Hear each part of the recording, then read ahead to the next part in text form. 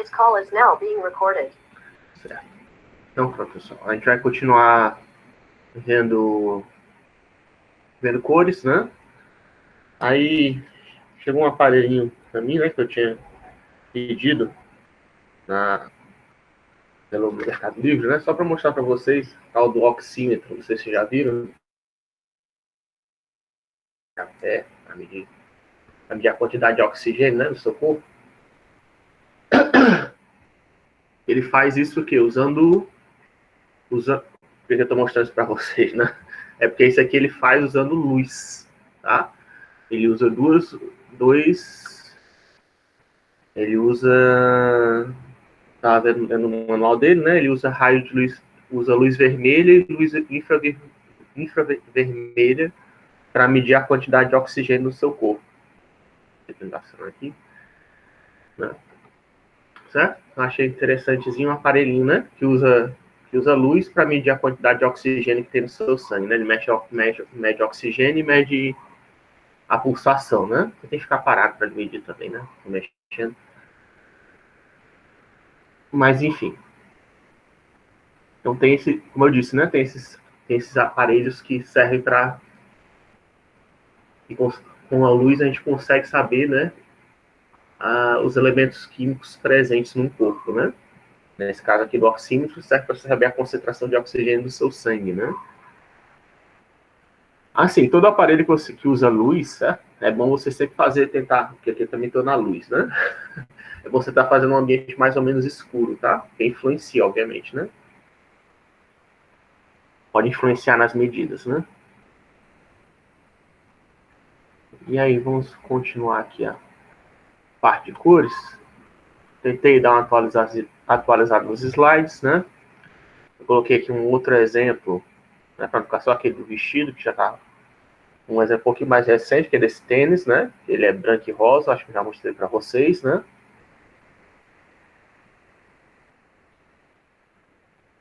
Aí, que mais? Sim.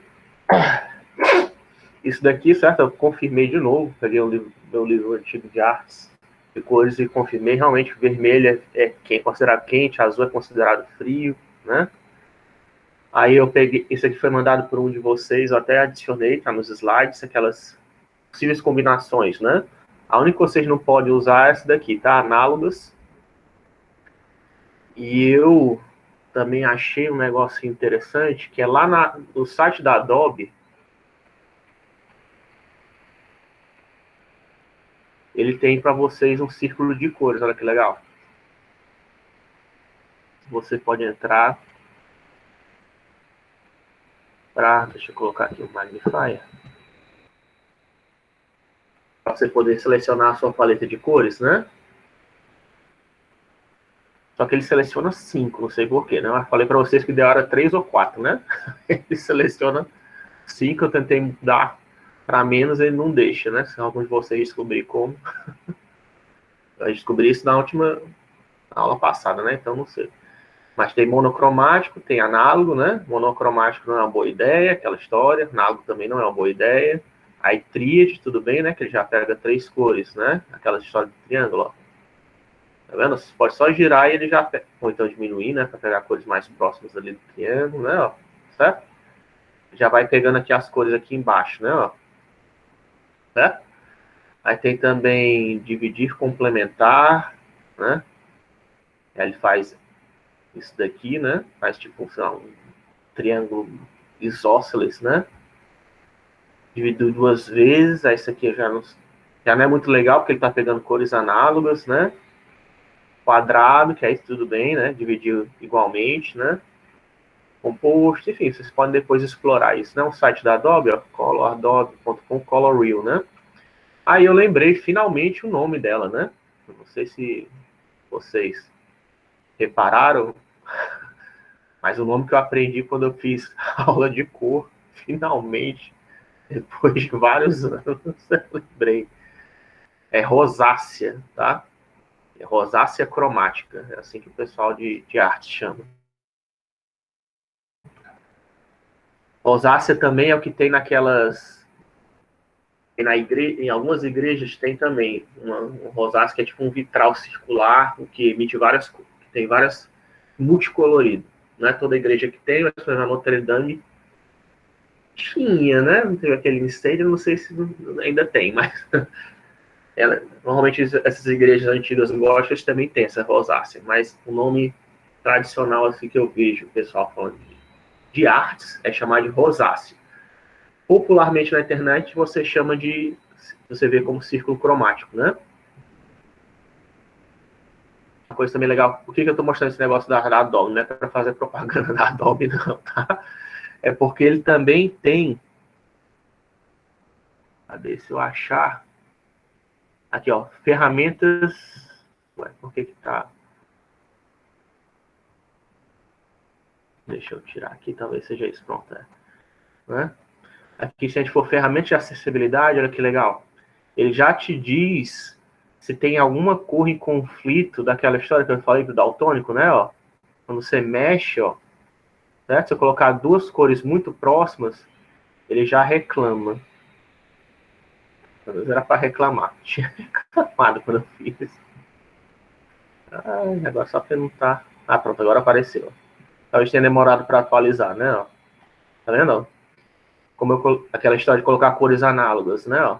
Eu coloquei várias cores, uma próximas das outras, né? Aí ele diz: estão em conflito, usa amostra para identificar cores de estudo e apropriadas para os daltônicos, tá vendo? Coisa legal, né? Por isso que eu tô. Ele já disse, essas cores estão tracinhos, quer dizer que os daltônicos vão ter dificuldade de enxergar, né? Tá? Eu não sei de onde é que ele calcula esses tracinhos que saem da esfera, não, mas enfim. onde esses tracinhos se encontram com outra cor é porque vai dar problema, tá? Quer dizer que um daltônico não vai conseguir enxergar, pode ter dificuldade de diferenciar essas cores, né? Onde as linhas interceptam com outros círculos, né? Tá? Essa aqui é uma ferramentazinha legal que eu acho que vocês podem dar uma olhada, é gratuita, né? E serve para você escolher paleta de cores, né? Se for fazer um site, um programa, né? De repente você está num lugar que não tem isso aqui disponível, né? Você não tem um círculo cromático disponível, aí você pode entrar no site da Adobe e pegar isso.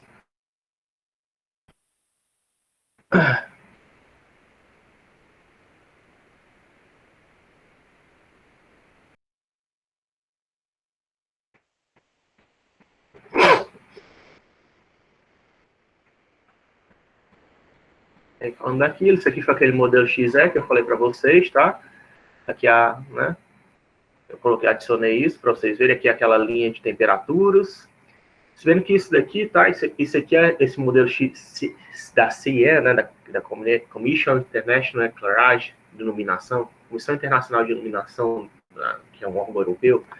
Essas cores no modelo XYZ, elas estão pegando cores do mundo físico, tá? Essas são todas as cores possíveis que existem. É lógico que, como a gente está olhando para esse gráfico através de um monitor RGB que não consegue reproduzir todas as cores possíveis, a gente não está conseguindo ver todas as cores aí, tá? Eu estava até pensando como é que a gente pode produzir esse gráfico para poder ver todas as cores possíveis. Eu acho que é difícil, tá? Só num monitor especial. Você teria que ter, para poder ver todas as cores possíveis através desse gráfico aí da CIE. Você tem pelo monitor RGB que eu tenho aqui em casa, que vocês têm, não dá para ver. O único jeito a gente ver dessas cores de forma realista seria num monitor especial, né? Que tenha mais profundidade, que não use só 8 bits para canais de cores e que também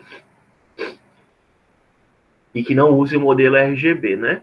Ou que use um modelo específico para representar, que use frequências, né? Que as lâmpadas sejam ajustadas de acordo com o comprimento de onda, né? Para poder representar isso aí fielmente, né? Ou seja, deve ser se existe, provavelmente deve existir, né? Lá talvez na Comissão Internacional de Iluminação eles devem ter talvez um monitor desse que eles mesmos fizeram, talvez, possivelmente. E deve ser caríssimo, né? Não é pra gente, réis mortais. A gente essa figura que a gente tá vendo aí é só uma representação, tá? Só para dar uma ideia, ok?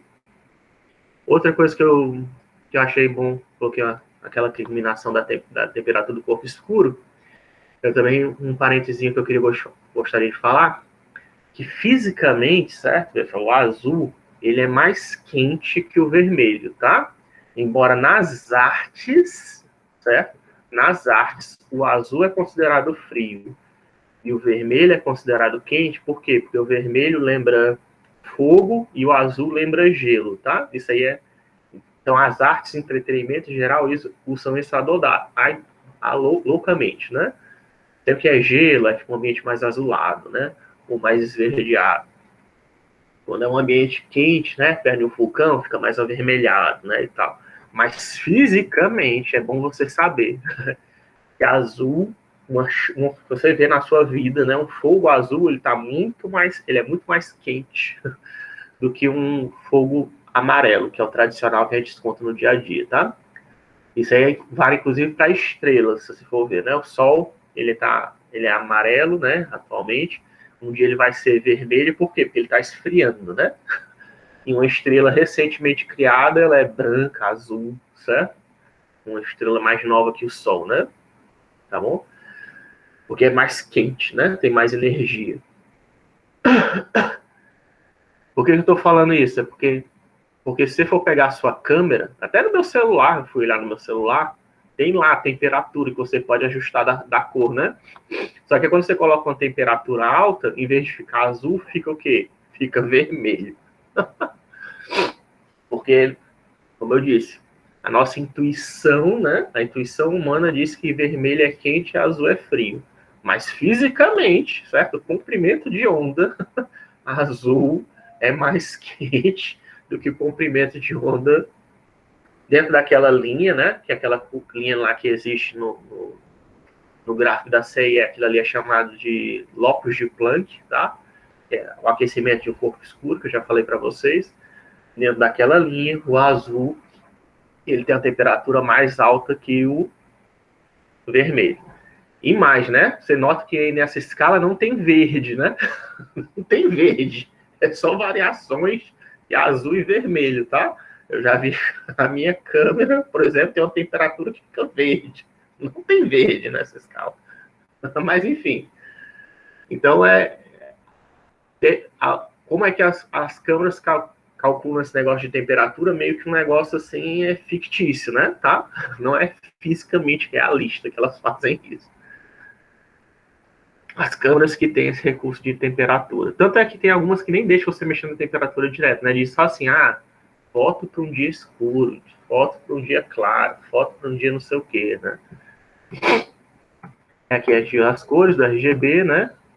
Aí aqui sim, o HSL e o HSV, finalmente, né? Foi quando a gente parou. Eu dei só uma atualizada aqui nessas figuras, que tá com 2 cilindros, e os cilindros não ficavam muito realistas, né? O correto mais para você representar o HSV e o HSL é usando cones, né? Esse bicone do HSL e um cone normal do HSV, tá? E aí eu queria mostrar para vocês, deixa eu abrir o GIMP, e o Paint. Esses aqui são os sistemas de cores que vocês vão mais encontrar com frequência. O HSV também pode ser chamado de HSB. E o HSL, ele tem um cara muito parecido que é o HSI, tá? O HSI é muito parecido com o HSL. Só que a maneira que eles calculam o L e o I é diferente, tá? Essa última letra, né? Em geral, o que são esses HS, né? É Hue, que é matiz, S é de saturação, e aí, no caso, L é de luminância, e V é de valor ou brilho, né? Que é o HSV e o HSB, né? E o HSI que eu falei é de intensidade, tá? Só que aí, enfim, dependendo do software, às vezes essa última letra é calculada de forma diferente, tá? Infelizmente, não sei porquê. Quer dizer, cada pessoa tem a sua maneira, tem a sua teoria do qual seria a melhor maneira de calcular o que é brilho, né? Aliás, eu até atualizei aqui as definições de brilho e claridade também no slide, né? Com uma coisa para ficar mais ficar mais claro, né? Eu dei uma olhada também no arquivo da CIE e parece que eles atualizaram a definição de brilho. A definição de brilho é a luminância ou iluminância, que a gente vai falar ainda nessa aula, que é percebida pelo olho humano. E claridade é a iluminância percebida pelo olho branco em relação a uma fonte de luz branca, tá? A quantidade de branco. Essa é a diferença entre brilho e claridade. Aqui escrito, você não precisa decorar isso, mas se tiver na dúvida, eu sempre tive essa dúvida, né? Nunca ninguém deu uma resposta satisfatória, então eu coloquei a diferença de brilho e claridade oficial, né? Sim, eu ia falar, mostrar no GIMP, né? Primeiro mostrar no GIMP, isso aqui é o HSV ou HSL, tá? Que tem no GIMP. Deixa eu ligar aqui o magnifier.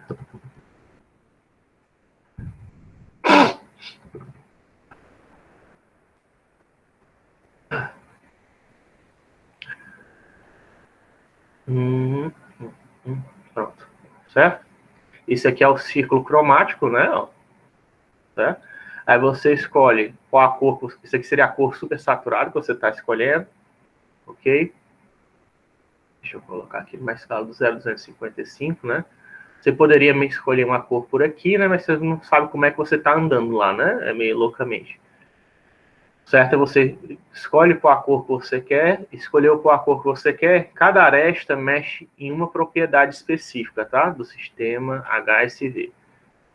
HSV, tá? Esse LSH é um sistema baseado no XYZ, tá? É baseado em cores reais. Eu não sei. Enfim, para mim eu não acho muito legal não aprender ele, porque, como eu disse, a gente nem consegue representar todas as cores reais, para que você está mexendo nesse sistema, né? Para mim não faz sentido. Enfim, os que a gente mexe mesmo, a maioria dos programas é esse aqui, o HSV, HSBL e o HSL que a gente vai ver. Mas depois eu até coloco ele, talvez eu adicione ele no futuro. A Hue, né, como eu disse, no círculo cromático. Aí aqui você vai mexer ó, só na intensidade, tá vendo? No brilho, né? Numa aresta você mexe só no brilho. E tem na outra você mexe só na saturação, tá? É uma aresta para saturação, uma aresta para brilho, tá? Aliás, tem duas arestas, né, que você mexe no valor. É porque isso aqui, na verdade, é a primeira aresta. Essa aresta daqui, ó, e a terceira aresta, na verdade, é aquela aresta que tem do cubo RGB, né? A gente pega lá o cubo RGB, que une o preto com o branco, que eu falei que é a diagonal principal, ela tá bem aqui, né? É justamente essa aresta aqui que vai do preto para o branco é ela, tá? É a aresta principal e ela que definiria a claridade, né? Que algumas independendo se define o brilho, tá? O brilho, a claridade. Mas oficialmente, essa daqui define a saturação, né? Que vai da cor supersaturada até a cor misturada, que é o branco, dependendo da altura, né? Tá? Se vê lá nos slides. É exatamente isso aqui que acontece, né? Ó, tem aqui a círculo cromático, e aí quando eu mexo na saturação, né? Que é chamada aqui de croma, quando eu mexo na saturação, vai da cor supersaturada para a cor misturada, que é o branco, tá? Croma tem... Aí é é um conceito recente também que eu descobri, que as pessoas usam como sinônimo de saturação, e a gente vai usar como sinônimo de saturação, mas tem uma diferença, tá? É que nem brilho e claridade. As pessoas, é muito comum usarem brilho e claridade como sinônimos. Eu acabei de mostrar aqui para vocês que tem uma diferença, né? E demorou um bocado para finalmente conseguir entender essa diferença. Agora, e também existe croma e saturação. As pessoas, em geral, usam como se fosse a mesma coisa, mas tem uma diferençazinha, tá? Pra gente, a gente vai usar como saturação. Tanto é que, né, isso aqui é o sistema HSV que usa saturação, né? Tá no nome, que é saturation, e o pessoal coloca croma, né? É só para mostrar como tem confusão, né? Isso aqui, se eu não me engano, é um gráfico de um livro, tá? Não é de coisa da Wikipédia ou de algum lugar que um cara escreveu, sei lá.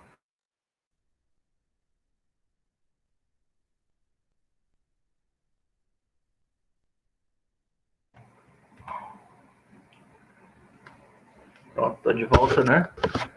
Demorei muito, não sei, né? Se pegou muita aula. Fiquei distraído. Enfim.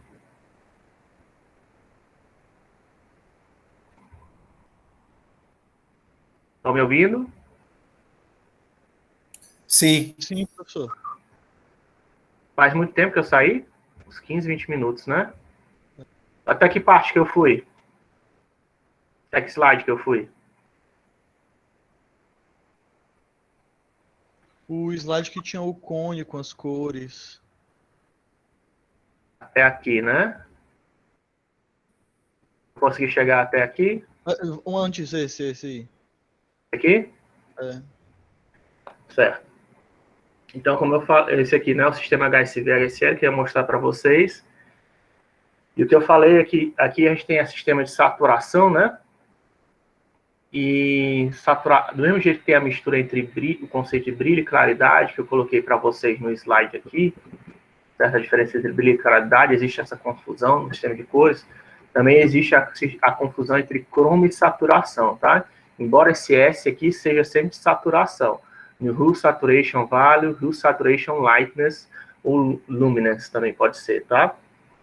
Os sistemas de cores que existem na maioria dos programas que existem é o que? O HSV, HSB, que é baseado nesse cara, nesse cone aqui, ou então o HSL, HSI, que é baseado nesse bicone, tá? E é isso que a gente vê na maioria dos programas. Aí eu estava mostrando para vocês, né, que no GIMP nós temos aqui o sistema o ciclo cromático, né, que ele varia do 0, tá? Do 0 graus até o 360, né? Ok? Que aí volta, quer dizer, que vai do vermelho ao vermelho, tá? Isso daqui, deixa eu ligar o magnifier.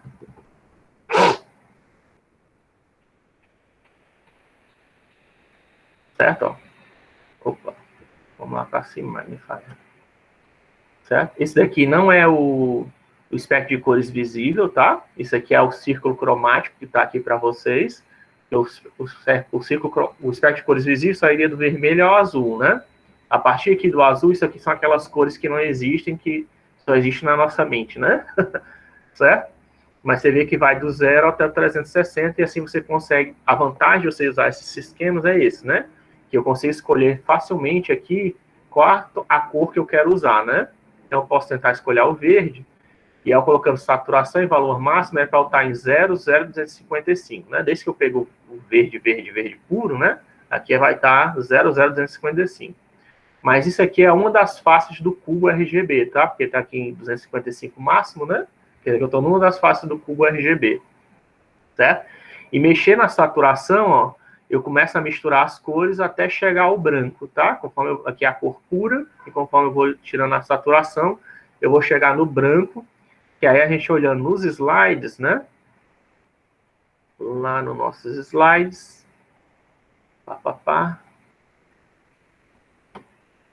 Vem aqui, né? Dá para ver, né? Que aqui é as cores super saturadas e no meio é o branco, tá? Então, conforme eu mexo a saturação, embora aqui esteja escrito chroma, conforme você mexe na saturação, estou misturando as cores até chegar no branco, tá?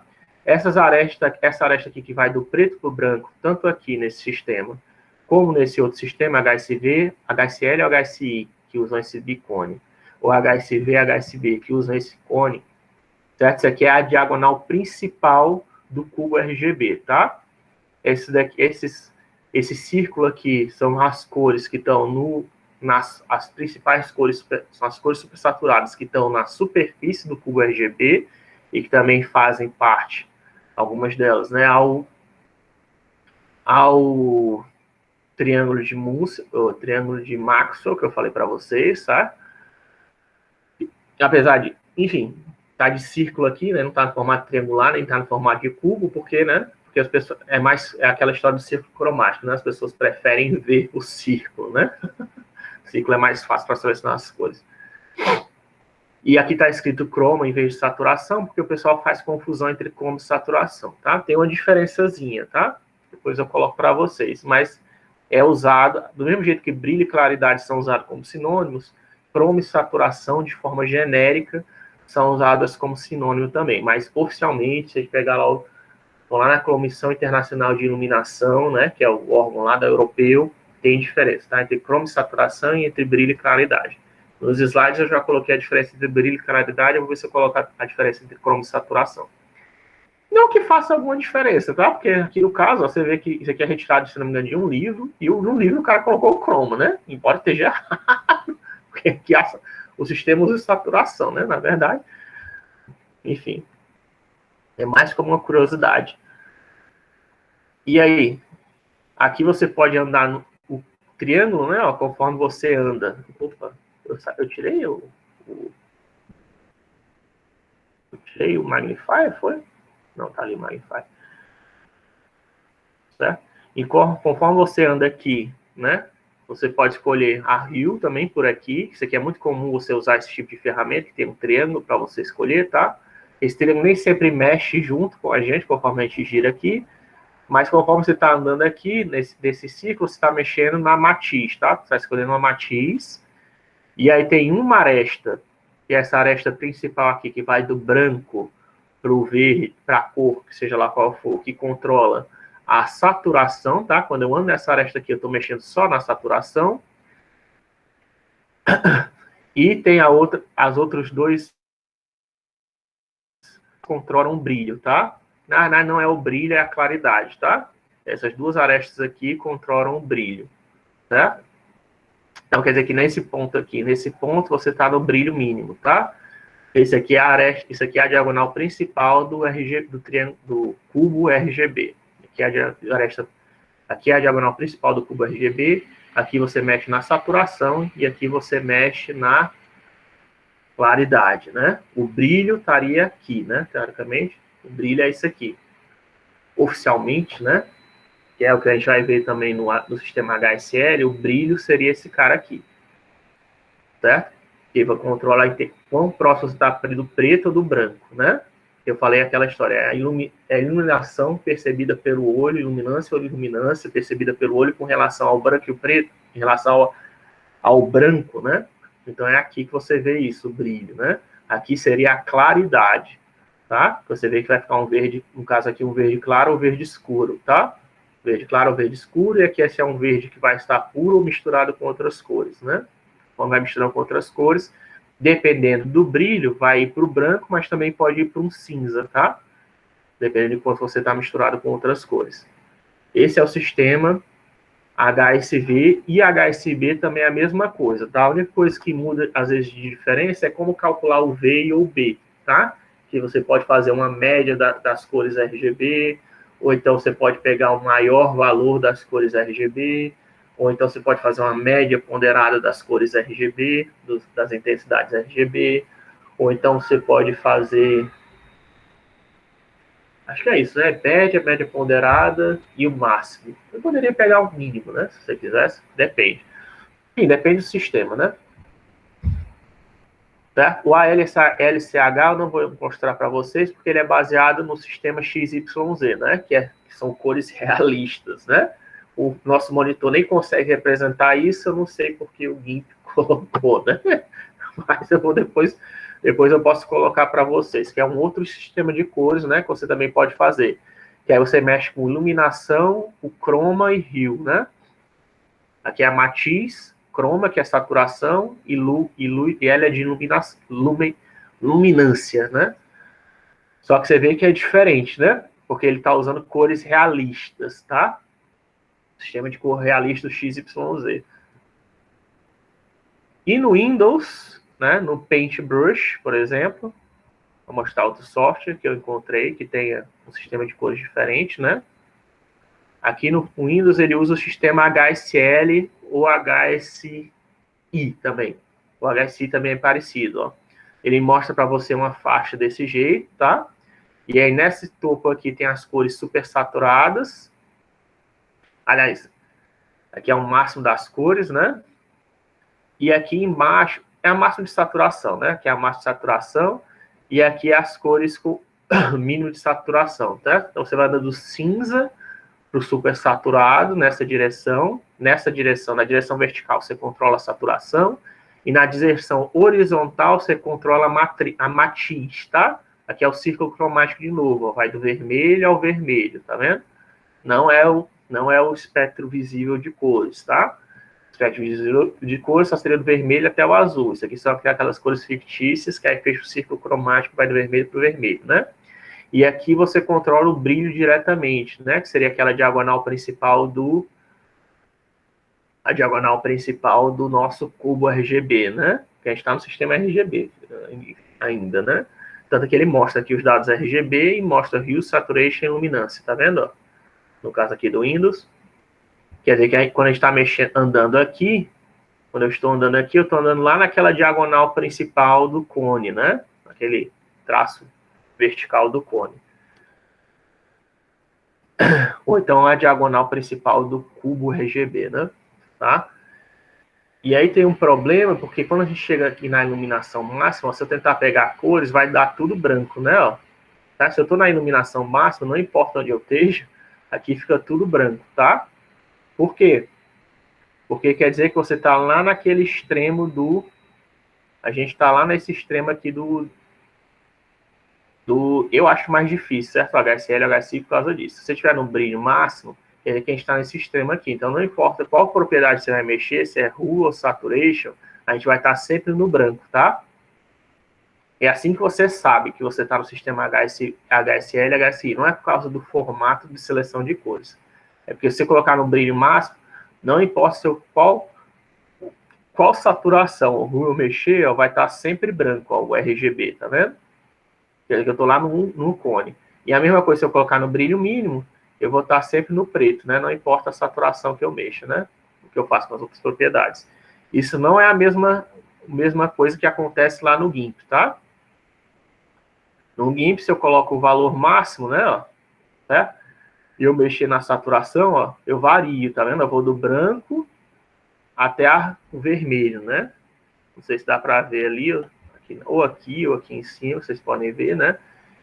E quando eu estou com o brilho, que aqui, na verdade, esse V aqui controla a claridade, né? Quando eu estou na claridade máxima, que vai de 0 a 100, e eu mexer na saturação, o que vai acontecer? Quando for uma cor misturada, vai estar no branco, e quando for uma cor pura, vai estar no vermelho, né?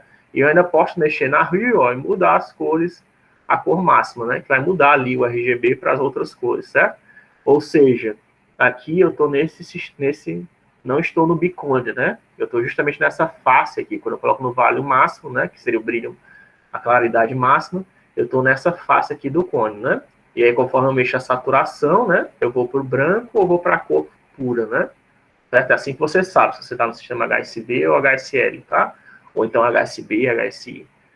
Você precisa saber como manipular, né, essas propriedades. Mas é isso aí. Independente de ser o HSV, HSL ou HSI, isso aqui, em geral, é sempre verdade, tá? As hues, você seleciona, ou seja, as matizes de cor, você seleciona de 0 a 360, que é o círculo cromático, por isso que eu mostrei para vocês. Independente do triângulo girar ou não, de ter triângulo ou não, certo? Isso aqui é o círculo cromático, você seleciona andando na horizontal, né? Bem que às vezes pode, dependendo se for uma figura, né? Pode mudar.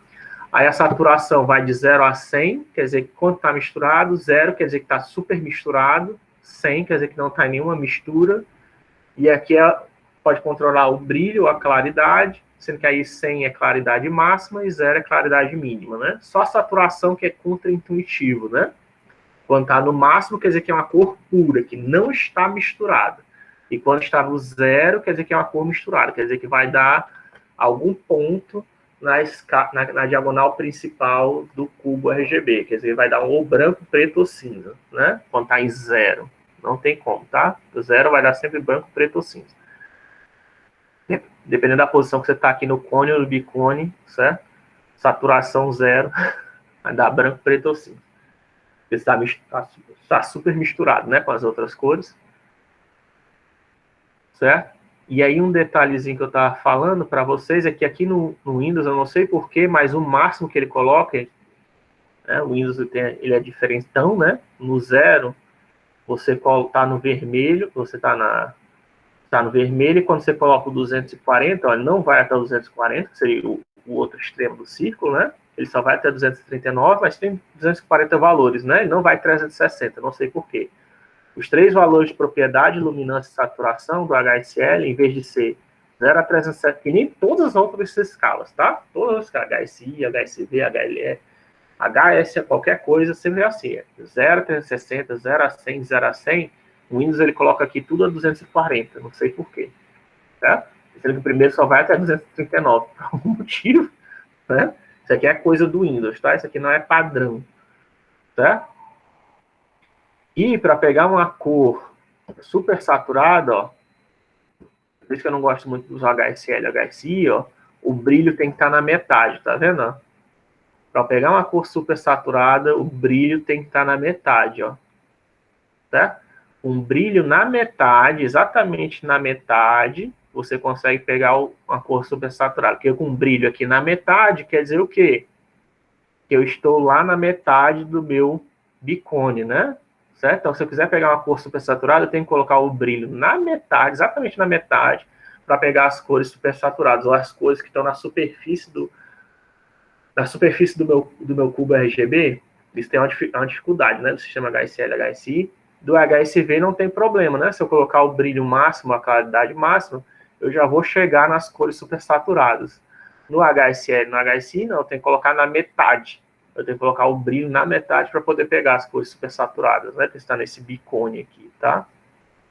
É isso que eu estava falando para vocês. Aí vamos agora voltar para o nosso... Qualquer dúvida, certo? Por favor, entre em contato, pergunte, eu tirarei dúvidas. Eu acho que eu vou recomendar que vocês assistam a minha aula de cores. Uma aula de... Então, não sei, vamos ver, talvez tenha que assistir alguma aula de cores. Não sei se vale a pena. Enfim, mas vocês podem assistir também minha aula de cores do semestre passado, se vocês quiserem, apesar de ser obrigatório.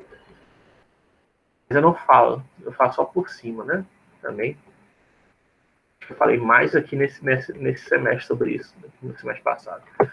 Aí eu estava falando agora do sistema de Munson, né? O sistema de Munson, ele é parecido com o sistema XYZ, só que ele é dependente, porque o cone, o bicone e o cone que a gente viu agora são figuras geométricas perfeitas, né? Tão bonitinho, né? Ajuda a gente a selecionar cores, né? No computador, né? Para usar os LEDs RGB, legal, né? É uma maneira, sistema HSL, HSB, HSI, HSB, HSV, HSL, HSI, são os 4 que eu conheço, fora o RGB, né? São maneiras mais fáceis de você mexer no sistema de RGB, porque você está mexendo em propriedades, né, específicas da cor, em vez de mexer loucamente nos canais, nas intensidades luminosas dos LEDs, né? Sem saber o que você está fazendo no cubo, né? Você ainda está andando no cubo, né? Só que você está andando no cubo, mexendo na quantidade de mistura de cores, ou está mexendo no brilho, ou está mexendo na claridade, né? Está mexendo na matiz. Só que esses sistemas do cone do bicone, que são usados para mexer de forma mais simplificada, de forma mais fácil no cubo RGB, eles têm um problema, tá? Que eles dão impressão errada para a gente, tá? O correto, além daquele gráfico, o gráfico da Comissão Internacional de Iluminação, ele até está correto, tá? Aquele gráfico 2D, né? Só que o melhor é ver 3D, né? Isso. Então, o sistema modelo de cor de Munson, eu acho que ele considera ele melhor, porque ele mostra isso para a gente 3D. Ele mostra essa espécie de esfera como se fosse uma laranja comida, certo? Porque ele é um outro sistema baseado em cores realistas, e conforme ele é parecido, tá? O brilho, está controlado aqui pela diagonal principal, tá? Aqui é o nosso brilho, que vai do preto para o branco. Quando você anda na vertical, você está na saturação, e quando você anda no círculo, né, você está andando nas matizes, que nem nos sistemas HSL, HSI e tal, que a gente acabou de ver, certo? Diagonal principal é a diagonal principal do cubo RGB, mas na verdade não é a diagonal principal do cubo RGB, aqui são todos os brilhos realistas, né? É só porque é parecido com HSV e HSL, né? Que controla o brilho, que controla a saturação, e fazendo o círculo você está andando nas matizes. Mas olha que parece até com o tal do bicone, mas só que olha o que isso aqui tem de diferente. Você vê que o vermelho, ó, ele consegue chegar num nível de saturação mais intenso, talvez aqui, né? Do que, por exemplo, o verde, ó. Certo? o verde ele não chega no mesmo nível de saturação, tá vendo? Ele anda o quê? 1, 2, 3, 4, 5, né? 6 quadradinhos, né? Enquanto o vermelho, esse quantidade de vermelho está na mesma altura, né? Tem o mesmo brilho, portanto, né? Vermelho e verde tem o mesmo brilho, estão na mesma altura. Ele tem o quê? 1, 2, 3, 4, 5, 6, 7, né? Certo? Então, ali tem 6, aqui tem 7. Quer dizer que esse cara aqui, o vermelho, ele tem uma intensidade maior do que o verde, né? Ele é uma cor mais supersaturada do que o verde. Por isso que o Muon é um sistema importante, né? Certo? Isso é o tipo de diferença que a gente não consegue ver no cone, nem nos sistemas de cone, nem de bicone, nem no sistema de cubo, certo? Tem essa diferença. As cores não têm a mesma intensidade, certo? O LED verde, vermelho e azul, apesar de todos eles variarem de 0 a 255, o vermelho na intensidade máxima não é a mesma coisa que ter o verde na intensidade máxima, tá? Entendeu? Por isso que é enganador, né? Aquele sistema, porque ele faz que o RGB varia de 0 a 255, aí a gente faz aquele cubinho perfeito, faz aquele cone ou bicone perfeito, mas isso aí tá enganando a gente de novo, tá? Porque eles não têm a mesma intensidade, essas luzes não têm a mesma saturação. Não sei se vocês já pensaram nisso, né? Vermelho misturado com outras cores não é a mesma coisa que um verde misturado com outras cores, tá? Elas não têm não têm a mesma saturação, não tem necessariamente o mesmo brilho, inclusive, né? Dependendo do brilho que a gente está, inclusive, nem existe, pode não existir a cor, né? Certo? Tem cores, ó, por exemplo, quando a gente está muito próximo do branco, a única cor que existe aqui, mais próximo do branco, é o amarelo, ó. Vermelho nem existe aqui, ó. Né? Próximo lá do branco, a única cor que está mais próximo do branco que existe, tem uma claridade alta o suficiente para se aproximar do branco, é o amarelo. Certo? Isso é uma coisa que não é possível de a gente ver pelo sistema RGB, pelo sistema HSL, HSV, né?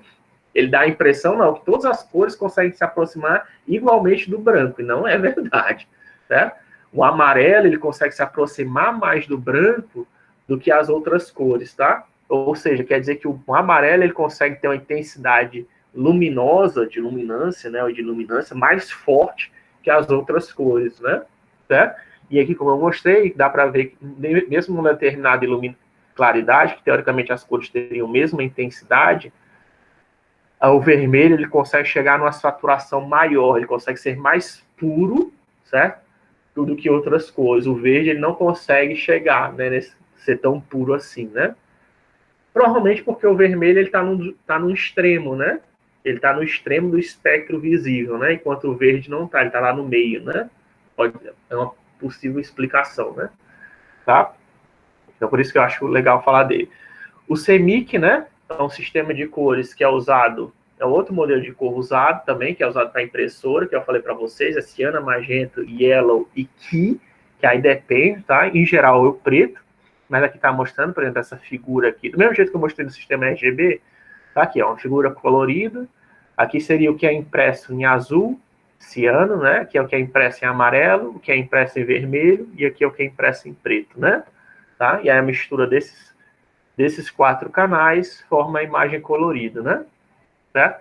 Dá para ver, por exemplo, que na montanha, ó, não tem amarelo, ó, certo? Ó, as montanhas nem aparecem aqui na figura porque elas não têm amarelo, ela tem ciano, magenta e preto, né? Por outro lado, a casinha, né? Ela não tem ciano, né? Não tem nada de azul, né? Tá vendo? Ó? Dá para ver que ela é toda branca, né? Ó.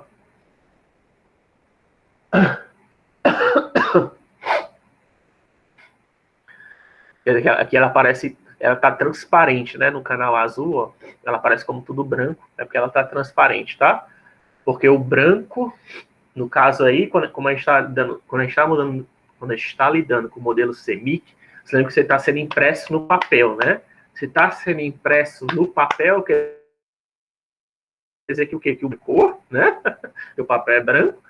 E aí a existência de qualquer outro tipo de cor é que é a tinta, né? Aí aqui, no caso, é o papel branco com a tinta azul, aqui é o papel branco com tinta amarela, papel branco com tinta vermelha e papel branco com tinta preta, tá?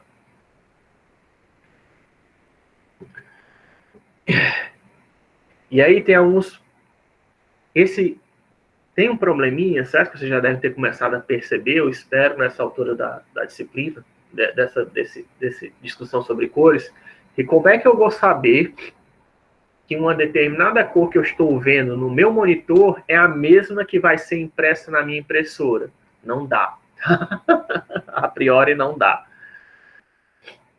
Porque o seu monitor, por isso que eu coloco sempre nos meus slides, calibre o seu monitor, por causa disso, certo?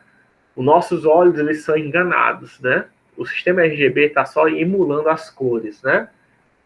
Além disso, existe ilusão de ótica. Os nossos olhos são facilmente enganados e usam a iluminação existente numa figura para calcular que cor existe, tá? Existe até um efeito chamado de jittering, que a gente dá para fazer colocando cores próximas ou halftone, que você colocando cores próximas uma das outras, só colocar cores próximas, tá? Não estou nem misturando. Eu estou colocando cores próximas uma da outra, já dá para enganar o nosso olho a produzir uma outra cor, certo? Só um instante. Desculpa aí pela interrupção, só rapidinho.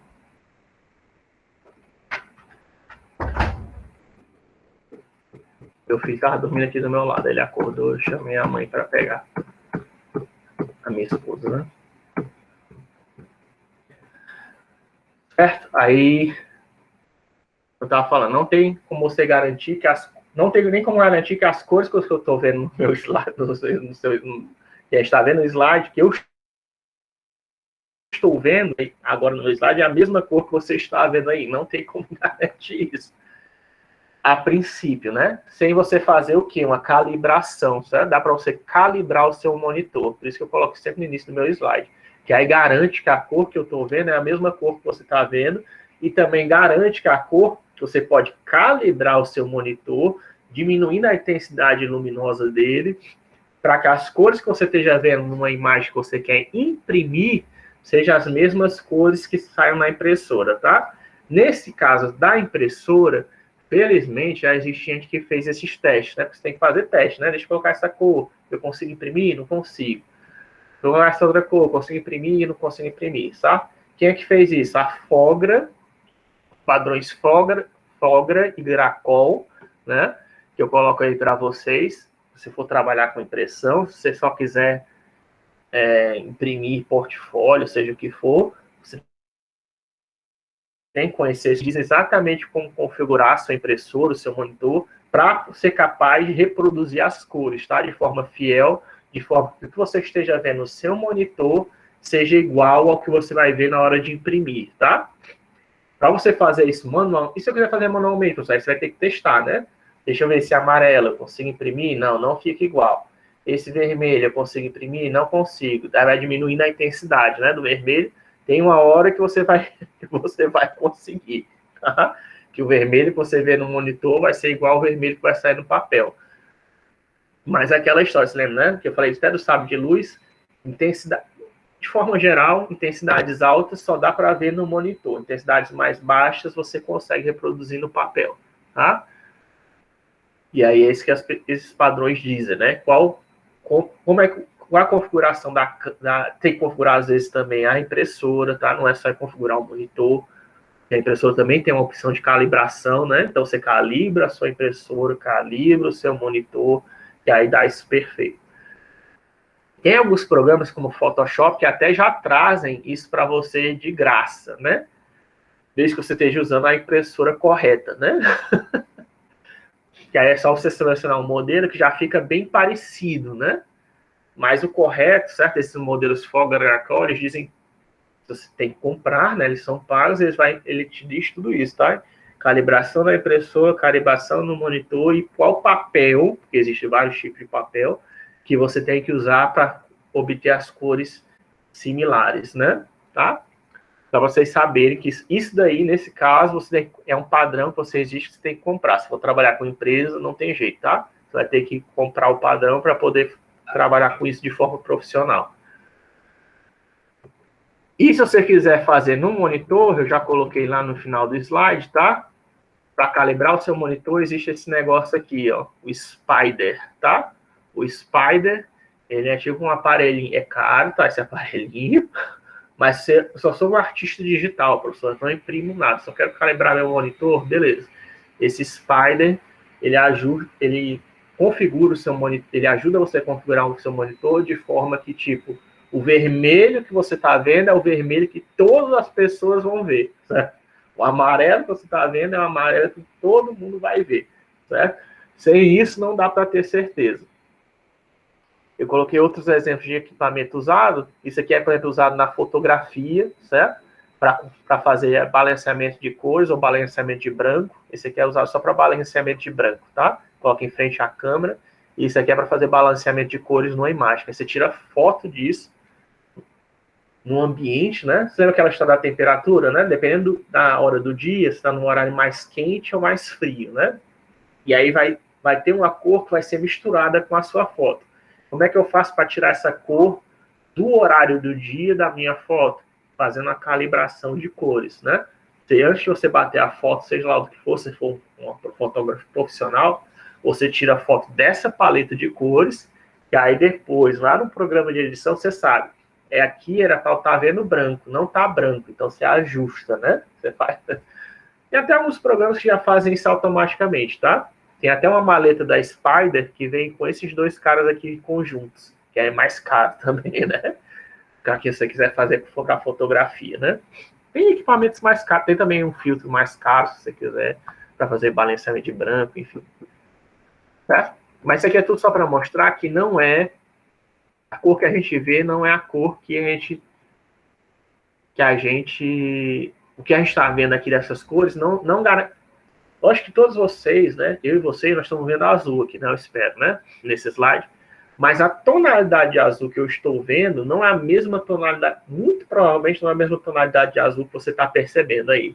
Depende do brilho do seu monitor, né, depende das configurações do meu monitor, depende até da cor que eu usei, que eu posso ter usado uma cor baseado no meu brilho do meu monitor, né, da calibração do meu monitor, que não está calibrado, e eu podia estar selecionando um azul que, na verdade, não é o azul que eu estava pensando que era, né? É esse tipo de confusão. E sem nem falar de ilusão de ótica, né? Esse aqui até coloquei um exemplo legalzinho para vocês verem. Um exemplo que dá para demonstrar de ilusão de ótica que acontece. Só para mostrar, né? Isso aqui, não sei se já viram ou não, mas ele é curioso. É interessante. Crop content. Porque, ó, essa região A e essa região B, elas têm a mesma cor, tá? Se eu pegar aqui um conta-gotas, vocês podem fazer isso em casa de vocês, tá? Eu vou passar esses slides. Ó, ele é cinza, né? Eu posso ver aqui, né? É 120, 120, 120, né? Posso até pegar aqui um do lado só para ver, ó. 64, 64, tá? Quando eu pego aqui é 120, 120. E aí, quando eu pego aqui, ó, também dá 120, 120, ó. 120, 120, tá vendo? 120, 120. Que esses dois caras têm a mesma cor, são a mesma tonalidade de cinza. Mas o nosso olho, devido a essa figura que está no formato de xadrez, ele está usando as cores próximas, as cores vizinhas. O nosso cérebro está usando as cores vizinhas para deduzir qual é a cor do segmento A e do segmento B. Aquela história que eu falei da proximidade, que a gente vai ver nas aulas de Dietrich e de Ralph Tone. Ele está usando cores próximas para deduzir qual é a cor do A e do B. Mas isso está errado, tá? Isso é uma ilusão de ótica. É o nosso cérebro dando bug, né? Eu posso até pegar, ó, colocar um quadrado aqui, pegar essa cor que eu selecionei de 120, né? E mandar, deixa eu...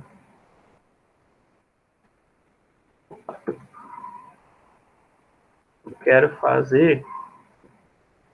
Peguei ali, né, a cor 120, 120, 120, que é a mesma cor do A e do B, e eu posso mandar, ó, pintar, tá? Um quadrado, ó, fio com FG Color, ó. Olha o que acontece, ó. Mesma intensidade, ó, né, ó, igualzinho. Mesma intensidade. Mas como é que é isso? O que aconteceu? dá um bug no nosso cérebro, né? Não dá não? Nosso cérebro tá doido agora. Tem uma faixa passando aqui, só a mesma cor, mas eu percebo como cores diferentes, né? O que foi que aconteceu? Como é que pode, né? Certo? Ou seja, confiar nos nossos olhos não é muito legal, né? Para definir, para perceber cores, é melhor vocês terem. Por isso que existem esses equipamentos, tá? É bom vocês aprenderem a usar. No caso da impressão, usar o modelo Fogler, Gracol, tem outros, tá? Não existem esses padrões, não. Mas algum teste que alguém já tenha feito, ou usar esses equipamentos eletrônicos, né? Tipo um Spider, ou então um filtro de branco, ou então uma paleta de cores, que aí você faz para você ter certeza que o que você está vendo é o que você está vendo. Atrás da paleta de cores vem o RGB, tá? Vem o valor RGB de cada uma dessas cores, conforme elas são percebidas no sol, que é a iluminação ao sol no meio-dia, né? Que eu falei que é a referência, né? Para fotografia. Certo? Aí eu falei, existe isso que eu acabei de falar para vocês, chamar de metamerismo, tá? É assim que você faz a calibração de monitor, de impressora, etc, tá? Você pega uma cor, que você tem certeza qual é a cor dela, né?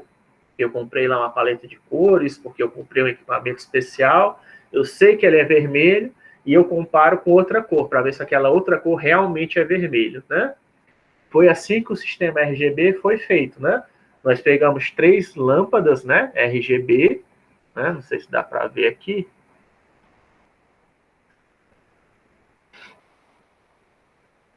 Se o meu... Vamos lá, cara. Ei. Show desktop. Light show.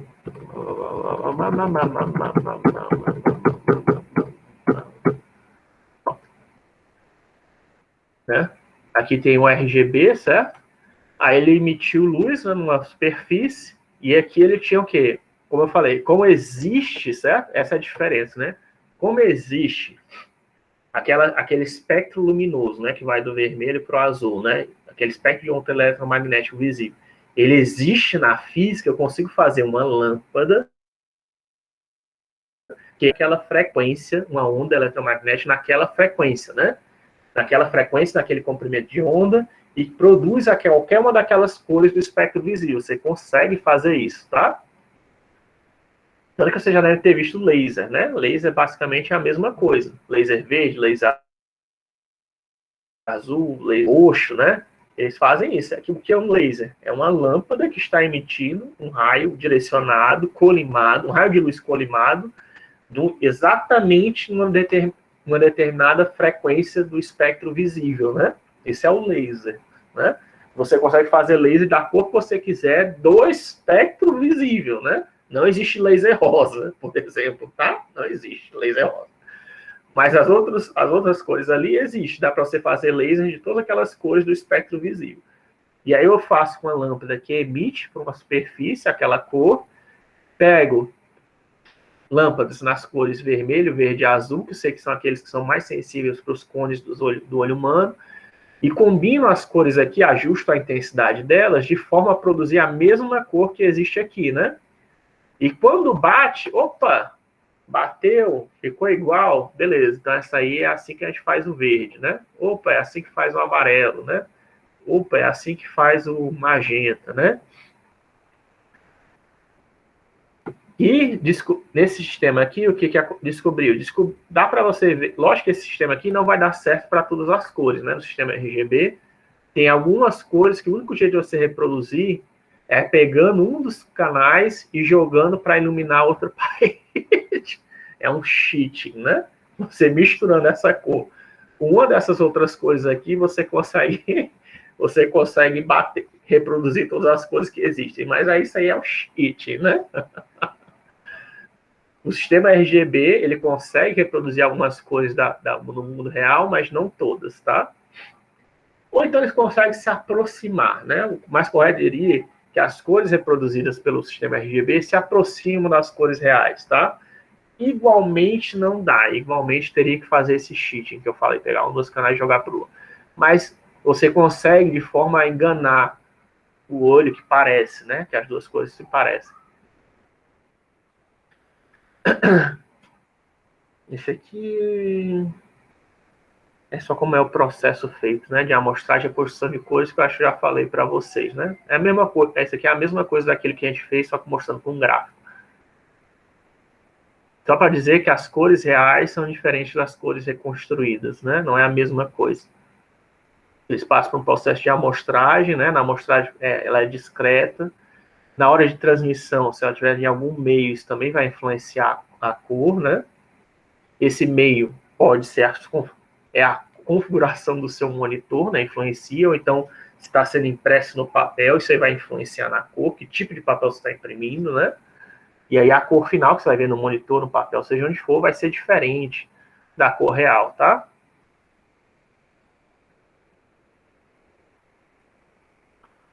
Isso aqui é como é feito litografia offset, que é a maneira mais rápida para você fazer impressão, se quem for trabalhar com impressão por algum motivo, você vai ver essas máquinas. Eu coloquei vídeo aí que você pode assistir depois.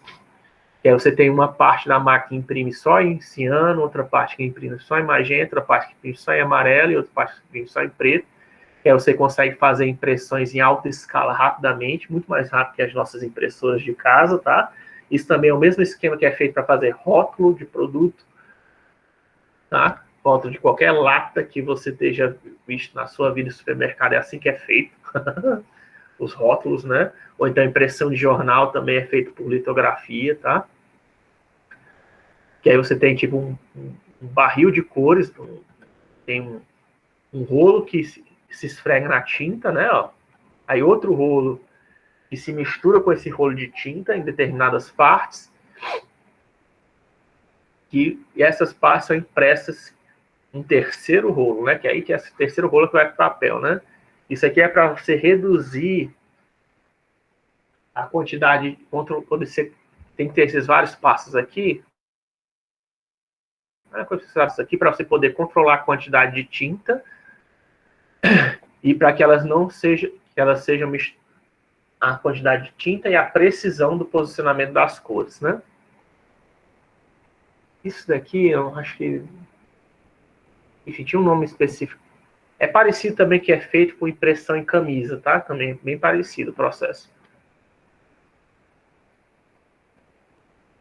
Bem, aí a gente falou de cores no espaço 2D, eu queria falar de cores no espaço 3D, né? Para acabar essa aula de cores, né? Se eu não acabar, eu vou pedir para vocês verem os slides da aula do semestre passado. Eu passo para vocês, tá? Que aí vocês podem usar. As cores no espaço 3D, elas têm algumas coisas a mais que a gente tem que considerar quando está no espaço 3D, né? Que é a questão de iluminação, né? As cores vão depender também, depende do meio, depende da posição da luz, né? E da posição da câmera, tá? A posição da câmera pode mudar a cor, né? Pode mudar as cores que você percebe do objeto, porque o objeto não é iluminado de forma uniforme, né? Pode ter mais de uma luz no ambiente. E a existência de luzes e a posição de luz no ambiente também modifica isso. Isso é algo que a gente não considera nos cores do espaço 2D, né? Quando a gente está fazendo arte digital 2D, ou então está pegando fotografia. Porque você já faz, no caso de fotografia, você já está usando a luz do ambiente e a câmera você controla. Mas quando você está no espaço 3D, você precisa, né? Para gerar uma figura 3D, né? Nesse caso aqui, esse cara aqui que é o Squeeze Fit, lá do Blender Nation, você tem que colocar fontes luminosas, aqui no caso tem duas fontes luminosas, e tem que colocar uma câmera, né? Para poder gerar, como se fosse o mundo real, né? Esse cara aqui está no mundo real, tem dois sóis em cima dele, e tá eu com a câmera fotográfica batendo a foto, né? Tudo isso influencia nas cores finais, né?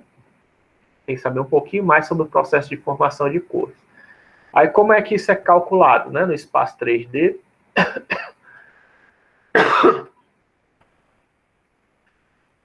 Bem, aquilo que eu estava falando para vocês. Isso aqui não tem nos slides antigos, também é um slide novo que eu coloquei. E é aquilo que eu estava tentando explicar, que eu falei para vocês, ó. Quando tem uma vela ou uma fonte luminosa qualquer emitindo luz, certo? Esse fluxo luminoso emitido em todas as direções é chamado de de lumens, tá? Isso aqui é chamado de iluminância, tá? Que vem daqui. Uma região vindo numa direção específica, certo?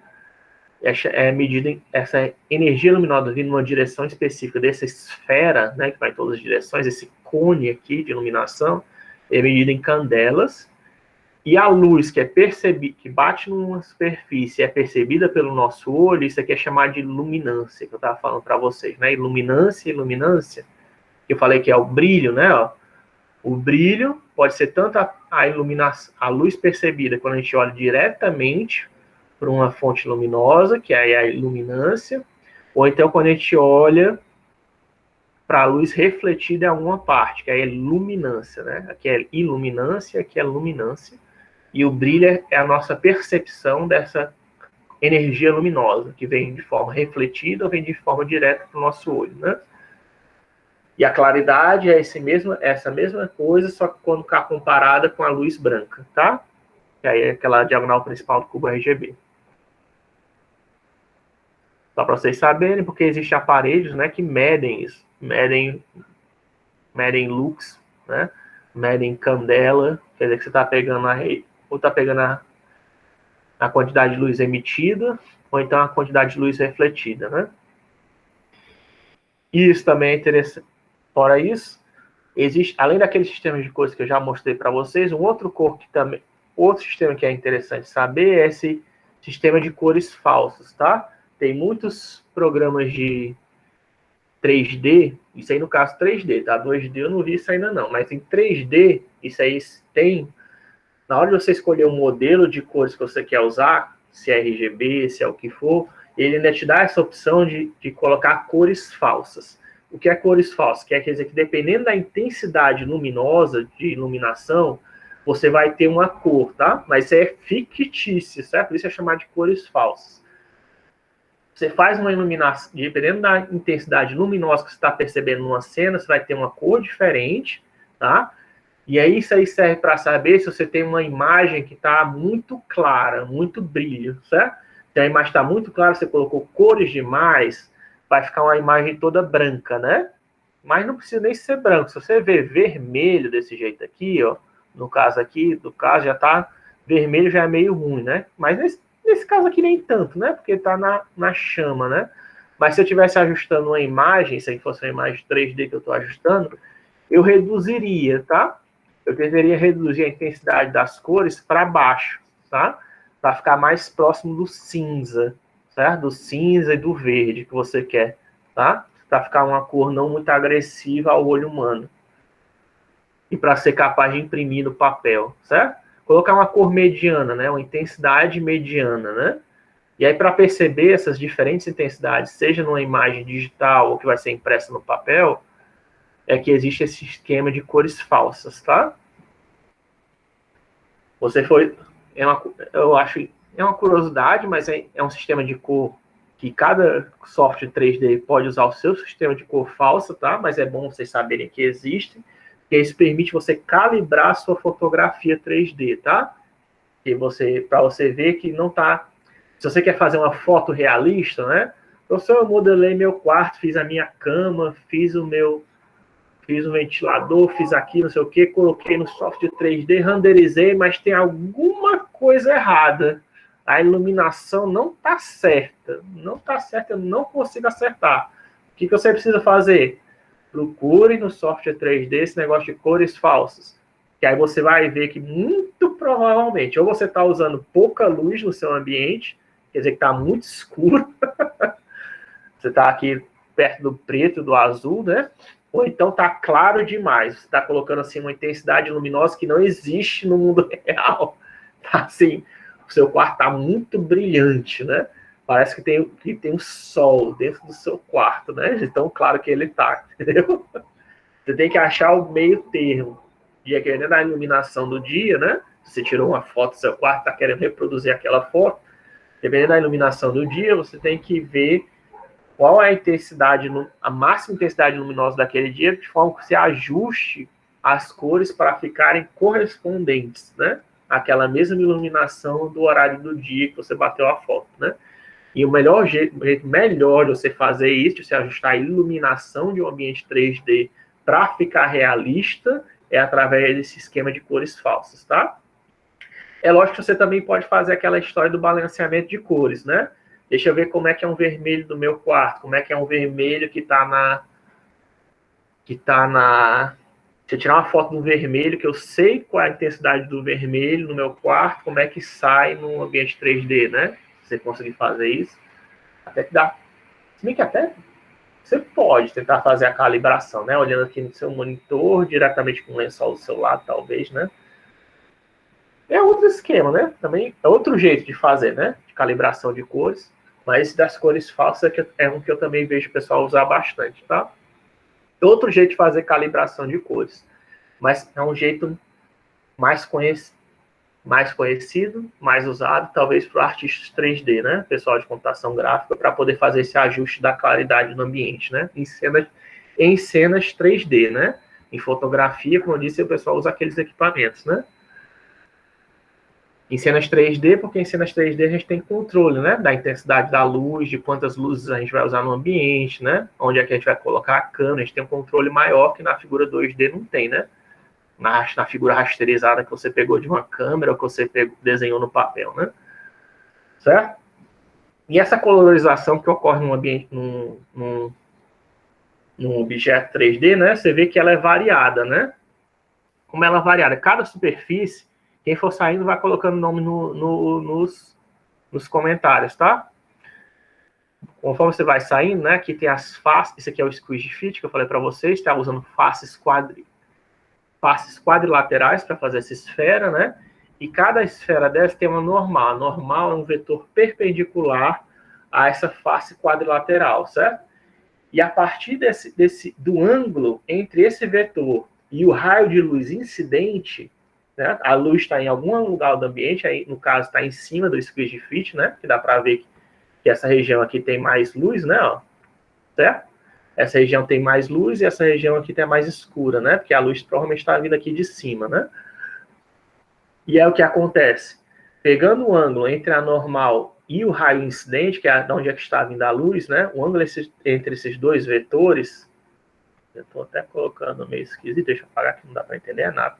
Vou pegar outra caneta. Esse ângulo aqui que vai em direção à luz, tá? Ângulo desse vetor. Isso aqui é a superfície, tá? Quadrilateral. Isso aqui é o vetor normal. Calculando o ângulo entre esses dois vetores, isso daqui vai ser multiplicado pela cor, tá?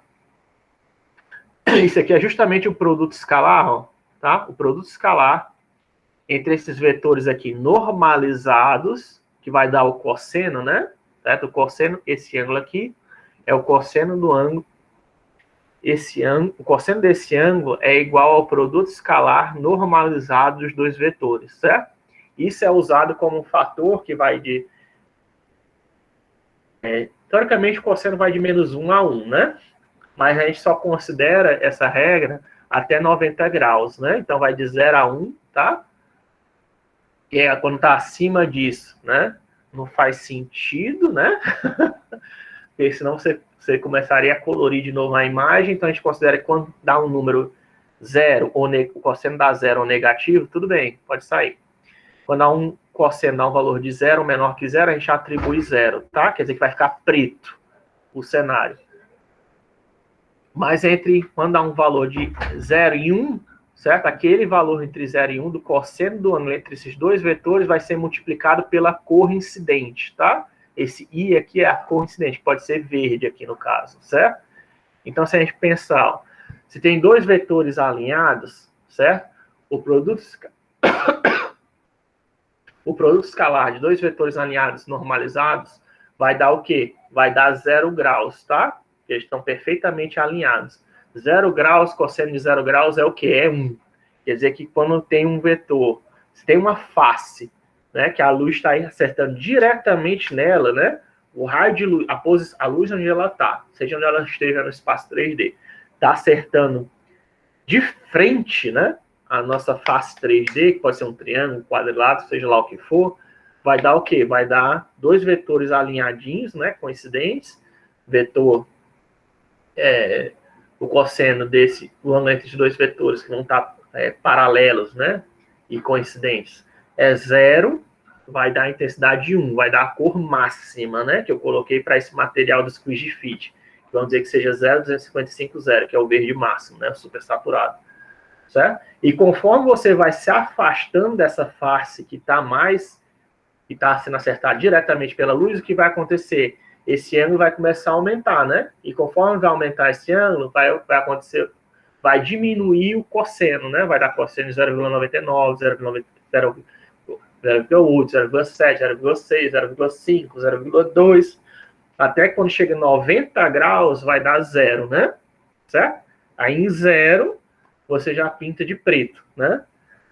Você continuar, você ia começar a dar menos 0,2, né? Menos 0,3, até menos 1. Mas aí não faz sentido, né? Porque você vai ter menos verde negativo. Menos verde negativo nem dá para ser representado no universo RGB. Você lembra que no universo de cores RGB começa do 000 e vai até 255, 255, 255, né? Então nem tem. Então a gente considera que vai do zero, que quando chega em 90 graus, a partir daí tudo é 0, tá? Embora seja cosseno, teoricamente vai de menos 1 a 1. Quando chega, tanto é que é por isso que a gente usa esse máximo aqui, ó, né? Que tem essa função máxima aqui que vocês estão vendo, é justamente isso, porque quando der um cosseno negativo, né? Aí ele atribui 0, tá? Para pintar de preto. Ou seja, aí nesse caso, ó, a cor verde mais intensa, por isso que eu consigo saber de onde é que está vindo a luz, né?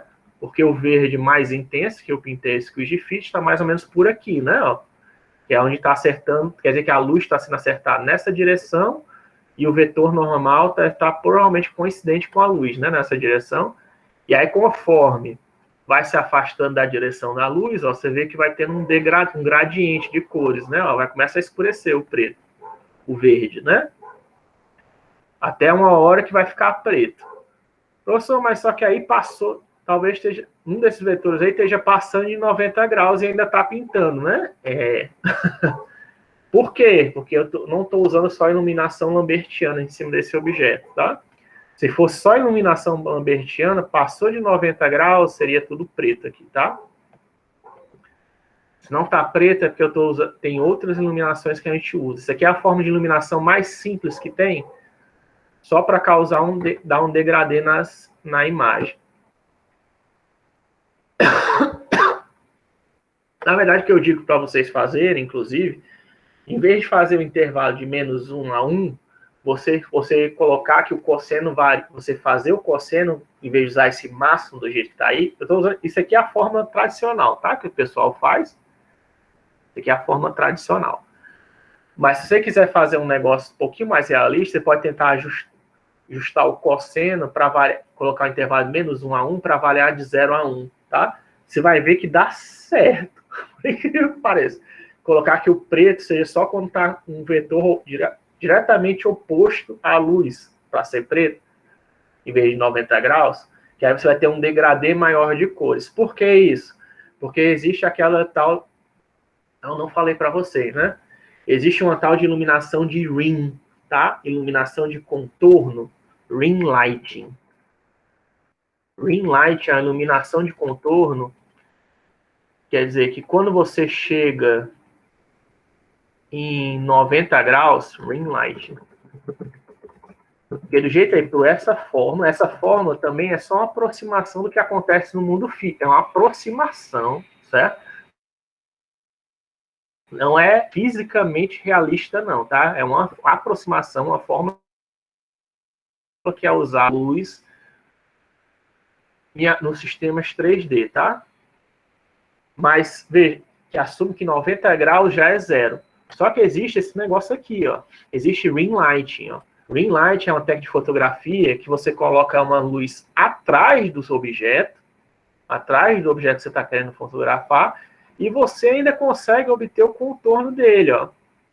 Isso quer dizer o quê? Se eu estou com uma luz aqui pegando ela de cara, de frente, mas colocando uma luz atrás dela, eu ainda estou conseguindo ver ela. Quer dizer o quê? Que 90 graus ainda passa luz, né? Parece que fisicamente 90 graus ainda passa luz, né? Não era para passar não, mas passa, né? Interessante. Então aquilo ali, aquele sistema lambertiano, é só uma aproximação, tá? Isso é até um recurso que é usado em filmes também, tá? Para causar destaque num personagem, você coloca a luz atrás dele e taca a luz forte atrás dele, tá? Essa luz atrás dele acaba vazando, certo? Na frente do personagem, causando um contorno em torno dele. Nesse caso aqui, isso aqui é uma câmera, é uma cena que está pegando só o ring light, né? Só o contorno. Essa câmera aqui não deve estar nem totalmente atrás, não, mas você vê que mesmo assim pega, né? Ó, dos dois lados você pega um contorninho, ó, tá? Que a luz ela vaza, né? Isso é usado direto, né? Esse aqui com certeza não está não está exatamente atrás, não. Mas você pode fazer esse experimento, tá? Não um software 3D, tá? Faça esse experimento na vida real, com a câmera e colocando a lanterna atrás de alguém, tá? Para ver se você vê, que aí você vê que existe, que realmente acontece. E o software 3D, se lembra, está ali enganando. É só uma simulação do mundo real. E tem várias maneiras de fazer, né? Esse Lambertiano é uma, existe também o PBR, né? Que é outra maneira, que é um conjunto de técnicas também que é usado, que usa Fresnel, né? Usa outros recursos para produzir a iluminação, né? Do ambiente. Esse aqui que eu estou mostrando para vocês é o modelo mais simples de iluminação que tem, o Lambertiano. Depois deles tem o Gouraud. O Gouraud, como é que ele faz? Ele, em vez de assumir que na face quadrilateral ou triangular, seja qual for, a normal é sempre a mesma, a gente assume que a normal de uma face ela é interpolada com a normal da face vizinha, certo?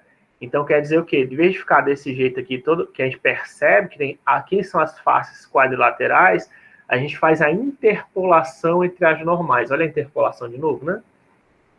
Você fazendo a interpolação das normais, você consegue fazer, é como se fosse a normal vai girando na direção da normal vizinha, né? Não sei se dá para perceber aqui, né?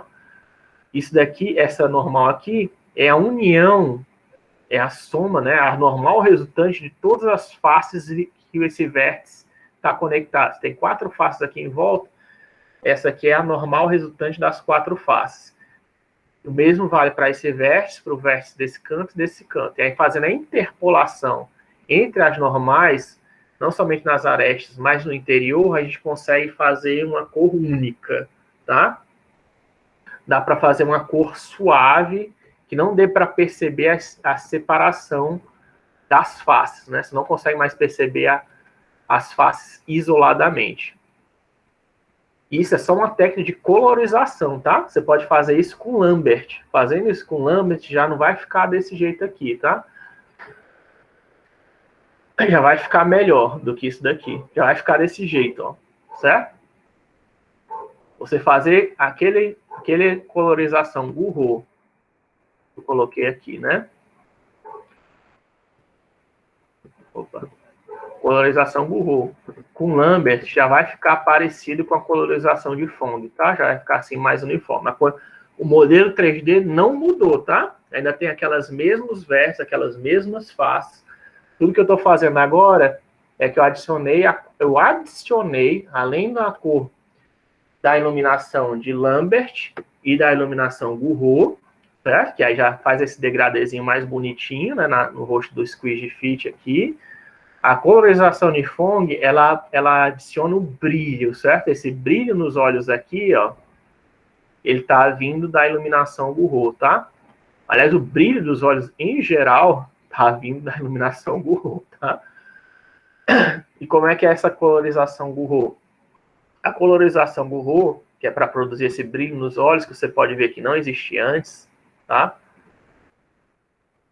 Ou que se existia tá quadrado, né? O que ele faz? Ele faz de novo o cosseno do ângulo, né? Só que agora ele faz o cosseno do ângulo do raio que vem em direção... Isso aqui, na verdade, já estava Gouraud, então, aqui. Certo? Então, aqui, esse aqui não dá para calcular com... Esse aqui não dá para calcular com o Lambert, não, tá? Esse aqui já tinha Gouraud ativo. Enfim, eu peguei esse aqui do Blender, né? No Blender não dá para Até você consegue desativar o RAW, mas você não consegue desativar só a iluminação lambertiana, só a iluminação de Phong, não dá, né? Então aqui ele está usando já Lambert e Phong, tá? Mas esse brilho dos olhos ele vem de Phong, tá? E o brilho de Phong vem do quê? Porque ele usa o vetor refletido, do raio de luz refletido, e o vetor que vem em direção ao nosso olho, tá? Para calcular o cosseno desse ângulo aqui, ó. O que a gente tinha usado antes era esse, o raio que vai em direção à luz e o raio normal, né? Em vez de usar esses agora, o que a gente está usando para calcular o brilho, que é aqueles pontos brilhantes que tem no objeto, né? Quando você olha para um objeto metálico, né? Qualquer objeto aí metálico da sua casa, que você olhar, você vai ver que tem uma parte mais brilhante, né? Que está vindo em direção ao seu olho. Que como é que você calcula isso? Por Lambert não dá para calcular isso, porque o máximo que Lambert ia fazer era dar a cor do objeto. Se o objeto é cinza, ia ficar o cinza, a cor do objeto cinza normal. Se o objeto é uma bola, né, de Natal, né, que é vermelha, ela ia ficar vermelha, mas não ia ter nenhum brilho nela. Para adicionar esse brilho, a gente tem que pegar o vetor, esse vetor que vem da direção da luz refletido pela normal, que é igual, ó, tá vendo? Ó, teta e teta é o vetor refletido pela normal, lá que é usado, você usa isso, calcula isso, acho que é pela lei de Snell, né? Calcula isso. E o raio, que é o vetor E, que vem em direção da gente. Olha aqui a gente feliz, né? Se a gente pegar o ponto que está sendo do objeto que está sendo observado, né? Isso aqui é a superfície quadrilateral, triangular, seja o que for. O ponto da superfície que está sendo observado. Traça um vetor em direção a gente, que é o observador, a câmera, né? Que existe no cenário 3D. O vetor em direção à câmera e o vetor refletido, né, que veio da luz, né, que vem pela luz, reflete na superfície e vai para outro canto. Já está ficando uma zona, né? Aqui é o vetor incidente, refletido, né? Ó, o vetor incidente, refletido. Pega esse vetor aqui, pega o vetor que vai em direção à câmera. Esse ângulo alfa aqui é usado para fazer o brilho, que a gente vê em metal, em bola de Natal, em espelho, superfícies metálicas espelhadas, certo? E aí você faz o quê? Você faz o cosseno, faz aquela história do máximo também, tá? Quer dizer, a mesma coisa do lambertiano ainda vale, só que você eleva a um expoente, tá? Esse expoente aqui é o que controla o quão brilhante é o seu objeto, tá? Se você colocar lá em cima o valor alto, se eu não me engano, é o contrário, sabe? Se você colocar lá em cima, quer dizer que vai ser pouco brilhante. Se for um valor pequeno, vai ser muito brilhante. Por quê? Porque se lembra que cosseno é um valor que varia de 0 a 1, né? Se você pega 0,9 e eleva a um número tipo ao quadrado, né? 0,9 ao quadrado dá 0,81, né? Você obtém um valor menor, né? 0,9 elevado ao cubo, a décima, a vigésima potência, está fazendo o quê? Está diminuindo cada vez mais a intensidade da luz, né? Certo? Então, um objeto que não tem reflexão nenhuma, você vai colocar esse N lá em cima, tá? Um N maior do que 1. Se você quer fazer um objeto brilhante, esse N no Phong tem que ser menor que 1, tá? Porque você colocando um valor menor que 1, aí você fazer raiz de 0,9, aí você já vai obter um valor maior do que 0,9, tá? É contraintuitivo. Se você não... Isso aí faz parte da matemática, né? Na verdade, se você já conhecia isso, eu não estou falando nada de novo para vocês. Mas se não, você está sabendo agora, né? Pegar um número que está entre 0 e 1, né? E elevar para um expoente inteiro, você vai obter um número menor. Pegar um número entre 0 e 1 e levar para um expoente menor do que 1, você vai obter um número maior. E aí vai aumentar a claridade, né? Por consequência. Certo? E aqui você unindo Phong com Gouraud, que é o que normalmente os softwares... Isso aí é um modelo de iluminação padrão de qualquer software 3D que você vê por aí. É esse, tá? Isso é o que o pessoal chama de raycasting. Tá? É você fazer a iluminação de Lambert mais a iluminação de Phong para todas as luzes que existem no ambiente. E você ainda pode adicionar uma luz do ambiente, uma luz do cenário, que existe seria para representar a luz do sol, tá? Se você tiver luz do sol, você pode só somar com a cor do objeto, certo? Que isso é o que acontece na realidade. A luz do sol é somada à luz do seu objeto, né? As ondas se sobrepõem, né? Para que tem esses casinhos aqui na frente, professor? Esses casinhos é porque esse aqui não é um modelo realista, né? Às vezes você tem que fazer ajustes nesses casos que controlam o quanto de iluminação ambiente você está recebendo, o quanto de iluminação difusa você está recebendo e quanto de iluminação especular você está recebendo, que são outros nomes para Phong e Gouraud, tá? Phong é chamado de iluminação especular e Gouraud e Lambert é chamado de iluminação difusa, que é aquela iluminação que vai em todas as direções, tá? Porque um raio de luz, embora eu tenha mostrado para vocês como se fosse partícula, sendo que o raio de luz ele é uma onda, né? Quando ele acerta um ponto, na verdade, ele vai em todas as direções. Ele não vai só nessa direção refletida, não, tá? Ele vai em todas as direções. Porque a superfície não é perfeitinha assim, né? Ela tem algumas deformações e isso acaba espalhando a luz em todas as direções. Tanto é que para eu poder ver a parede branca, está na minha frente, eu não preciso estar olhando de uma direção específica para poder perceber o branco. Eu posso estar em qualquer posição do meu quarto e ainda perceber a parede como branca. Por quê? Porque a luz está sendo emitida em todas as direções, né? Ou quase em todas as direções, né? Porque eu não consigo olhar dentro da parede, né? Professor, Oi. qual seria a diferença desse Raycast para o Ray Tracing? Pronto. A diferença do Raycast para o Ray Tracing, um Raycast você já consegue produzir espelho, tá? Também, ninguém perguntou aqui, mas os espelhos, eles não são perfeitos. Nenhum espelho reflete 100% a luz, não, tá? É tipo 99,999, sei lá quanto. Mas o Raycast, o Ray Tracing, qual a diferença do Ray Tracing? É que o Ray Tracing, nesse caso aqui da iluminação do Raycast, a gente só bate o raio de luz uma vez, né? E aí, já na direção que ele está indo, seja difuso ou especular, né? Seja usando Phong ou Lambertiano, a gente já calcula a iluminação do objeto, né? Certo? Mas isso não permite, por exemplo, se eu tiver dois objetos espelhados, pegar duas bolas de Natal, colocar uma do lado da outra, no mundo físico é para eu poder ver, né? O reflexo de uma bola na outra, né? Concorda? Vai tipo criar aquele efeito. Pronto, colocar dois espelhos também, um em frente da outra, né? Para criar aquele corredor infinito. Já fez esse experimento? Se você colocar dois espelhos, sim. Um em frente da. Hã? Sim, já vi.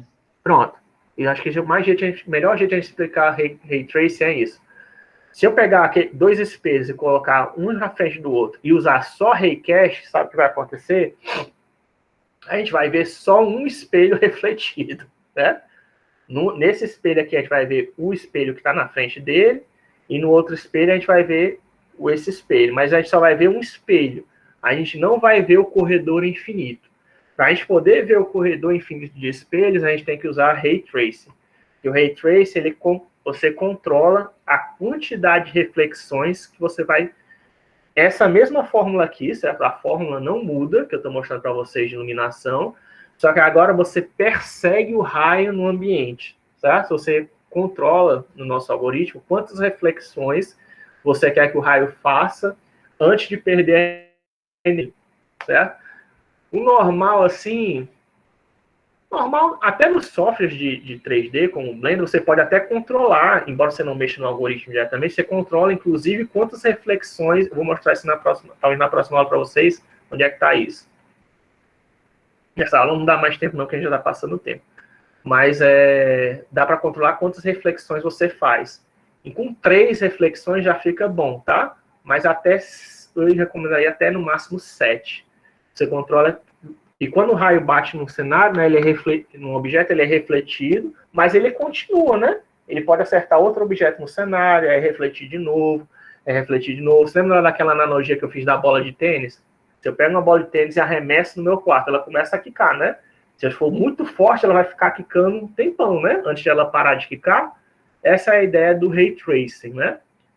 O Raycast, ele só pega a primeira hora que a bola quica. Primeiro choque com a parede, Isso é chamado de ray caching. O ray tracing é seguir a bola nos outros quicares. Teoricamente era para você seguir até ela parar de quicar, né? Mas a gente não faz isso. O computador tem nenhum computador tem essa capacidade atualmente, tá? De seguir a bola até ela, seguir o raio de luz até parar de quicar. O que a gente faz é cortar a árvore em determinado momento. Tipo, no terceiro kick ou no sétimo kick da bola de luz, a gente para. E aí você somar essas cores, né? Que o raio de luz vai sendo batido, ele traz a cor, né, do objeto que ele trouxe, ele acerta um objeto vermelho, e depois ele acerta um objeto verde, aquele verde vai ser misturado com o vermelho, tá? Da parede, né? Isso aí permite você fazer não somente efeito de espelhamento de um objeto no outro, né, de colocar um espelho no outro, em frente ao outro, fazer coisa infinita, ou colocar duas bolas de Natal e você poder ver um reflexo uma na outra, mas isso você permite você fazer também efeitos de translúcido, você consegue fazer com isso, porque translúcido o raio pode ficar loucamente dentro do objeto. Também permite fazer, outro efeito que permite fazer, a color blending, tá? Você pode reparar que se você tem uma cortina verde, não sei se já reparou, se tem uma cortina verde no seu quarto, uma cortina, de qualquer cor no seu quarto, próximo da parede, próximo do local onde a sua cortina se encosta com a parede, você colocar uma luz ali, você vai ver que parece que o verde da cortina se mistura com a parede, certo? E isso não é uma ilusão de ótica, tá? Isso aí é porque o raio de luz que está acertando essa cortina está acertando a parede, certo? E está fazendo um color blend ali. Então você vai ver, no meu caso aqui a minha cortina é verde, né?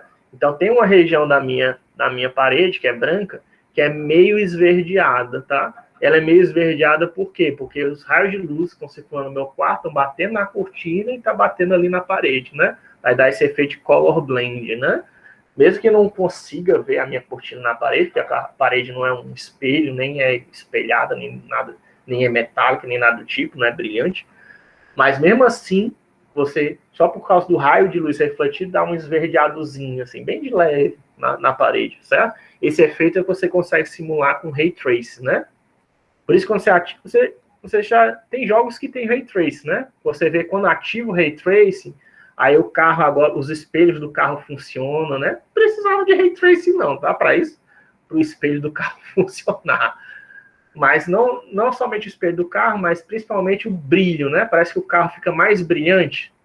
Durante o jogo de corrida, aquele Need for Speed, ele tem isso, tá?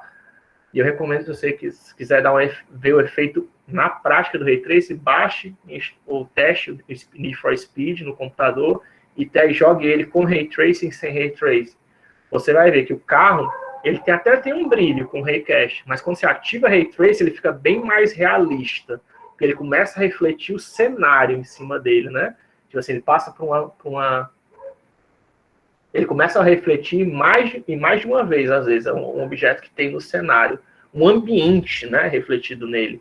Então fica bem mais realista quando o Ray Tracing está ativado, tá? Porque é isso que acontece no mundo real, né? O raio de luz fica clicando várias vezes. Só que calcular todos esses kicks, né, é pesado para o computador. É por isso que o pessoal inventou uma história da PBR, né? Que a PBR se calcula a integral. A integral tentaria calcular os raios de luzes que vêm de todas as direções de um ambiente, né? Também é um chute, tá? Ainda não é realista, apesar do nome PBR, que é Physically Based Rendering, né? Mas é um pouquinho melhor que essa fórmula aqui tradicional, que é implementada na maioria dos softwares 3D, tá? Que o PBR é relativamente recente, tem uns 10 anos, né? Certo? E aí o último slide é essa questão de sombras, que é só para mostrar que dependendo da cor que você da lâmpada que você está usando, certo? Nem toda sombra é preta, né? Porque a gente tem aquela ideia que sombra é preto, é cinza, não, tá? Depende da cor que você está iluminando o objeto. Você pode obter sombra rosa, sombra amarela, sombra azul. Depende qual é a lâmpada que você está usando para iluminar um objeto, tá? Que aí vai acontecer o quê? Vai acontecer uma subtração, né? Uma filtragem. E aí pode produzir preto, mas tiver outras... Aquela mesma região que está está sendo produzido sombra devido a uma lâmpada, se tiver uma outra sombra, outra lâmpada de outra cor, pode se combinar para produzir outras cores, né? Aquele processo de adição, né? Processo aditivo ou subtrativo, né? Só uma curiosidade, né? Isso aqui não é comum de se ver, mas para vocês saberem que existe, isso aqui não é ilusão, tá? Professor, Para saber que isso existe. Aí o resto a gente já discutiu, né? a fórmula que o senhor tinha apresentado, essa aí que está aparecendo, ela funciona só no plano 3D ou funciona no 2D também? O quê? A fórmula do Raycast. O quê? A fórmula do Raycast que o senhor apresentou funciona também no plano 2D ou só no 3D? Ela funciona também no 2D. A Raycast, essa fórmula aqui, ela funciona tanto no 2D como no 3D, né? Não é específico do 3D. Só que aí, se você for fazer 2D, você tem que usar, dizer onde é que está a sua posição da luz, né? Sendo que aí você está fazendo uma aproximação, né? Porque aí você está projetando a luz no ambiente, né? Não dá para pegar no 3D, você estaria fazendo ela no círculo, né? Em vez de estar considerando a esfera possível de total de direções que pode vir um raio de luz, você está considerando só o círculo, mas dá para usar ainda também, tá? Se você tem uma fotografia, pronto, você quer inserir alguma coisa lá dentro, né? Em 2D, eu usaria Lambert, né? Só para poder dar uma disfarçada, né? Para parecer que aquele objeto realmente pertence ao ambiente. E assim que as pessoas falam, você o cara filmou um cenário, ele quer inserir um objeto 3D que não existe lá, ele tem que saber onde é que está a luz no cenário para ele poder inserir na imagem 2D, né, e poder calcular de acordo com aquela luz, né? Como é que vai ser a iluminação do objeto, para quando ele colocar o objeto, a gente não perceber que, não, isso aqui está montado, né? Que a luz no ator está totalmente diferente da luz que está acertando o robô, né? Você nota quando é mal feito, você nota de cara, né? Mas isso dá para fazer em 3D e dá para fazer em 2D. Só que 2D você corre o risco de não ficar muito bom, tá? Mas que dá para fazer, dá, porque isso é só vetor, né? Depende de onde é só um vetor apontando a direção da luz e um vetor normal perpendicular. No caso aí, em 2D, seria esse vetor normal é perpendicular ao lado, tá? Ao segmento, que no polígono, né? Ele é formado por lados, né? Segmentos de reto. Então, você pegar ali o segmento de reto, o vetor perpendicular ao segmento de reto, isso aí é o normal, tá? Da face. Isso que seria a normal, no caso. No caso aqui do 3D, você faz o produto vetorial, né? Para pegar a normal. No caso 2D, você não precisa fazer produto vetorial. É só você pegar o vetor que faz 90 graus perpendicular ao segmento de reta. Para fazer isso, dá para até... É só fazer... Se não me engano, é só fazer... Se o segmento de reta, o vetor, tá na direção do segmento é XY, você fazer menos YX, isso já pega um vetor de 90 graus. Se eu não me engano, é assim que faz a regra. Tem uma matriz de rotação que a gente vai ver no futuro. Mas, se eu não me engano, é só fazer isso, menos YX. Já pega um vetor de 90 graus. Isso é usado, você pode usar tanto para fazer iluminação, mas também é usado para fazer teste de colisão, tá? Também é possível fazer isso. Normais também são usados para fazer teste de colisão em 2D. Tudo bem? Respondi a dúvida? Sim, professor, entendi. Entendeu? Eu espero. Qualquer coisa pode me perguntar, tá? Porque já está passando bastante. Eu sei que tem gente que não ficou, é porque teve aquele problema, né? Que a gente teve. E quem quiser, se a gente tiver com dúvida, tem essa aula de cores, tá? Do semestre passado. Tudo bem que não vai ter tudo que eu falei aqui, não tem na aula do semestre passado, mas se você ainda tiver dúvida, talvez seja bom você assistir a aula de cores do semestre passado, 2020, né?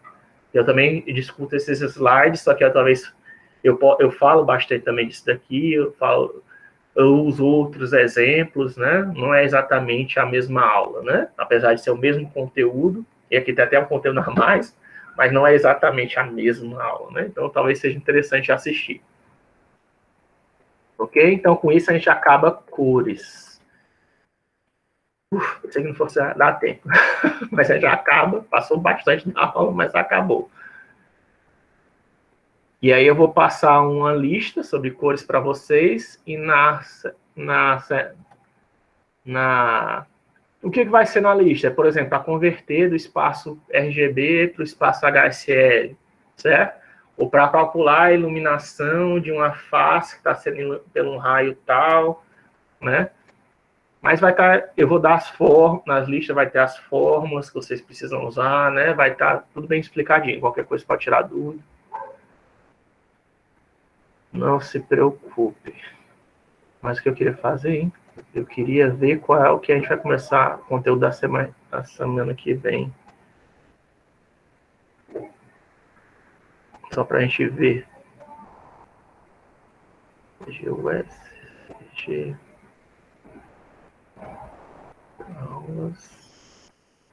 Aulas 6 é o quê? Semana que vem a gente vai começar a abrir texturas. Pronto, nós vamos falar de texturas na semana que vem, que é a continuação de cores, né? Tá? E pintar um objeto 3D, né? Com cor, até é possível, tá? Não é problemático, não. Mas é muito comum as pessoas aplicarem uma textura, né? Eu tenho lá acho que, por exemplo, clássico é, sei lá, você quer fazer um uniforme do exército, né? Você pega uma textura de floresta e aplica na roupa da pessoa, né? Mas não somente isso, né? Tem uma roupa, um macacão de motoqueiro, você quer colocar o símbolo da gangue, né? Ou coisa do tipo. Ou então quer fazer um adesivo, né? A gente usa textura, né? Para fazer isso. A gente vamos discutir textura na semana que vem, tá? Vamos falar de texturas. Que texturas são imagens coloridas que a gente usa. Basicamente é isso. Textura é uma imagem colorida que a gente usa para pintar uma imagem 2D ou 3D. Interromper a gravação.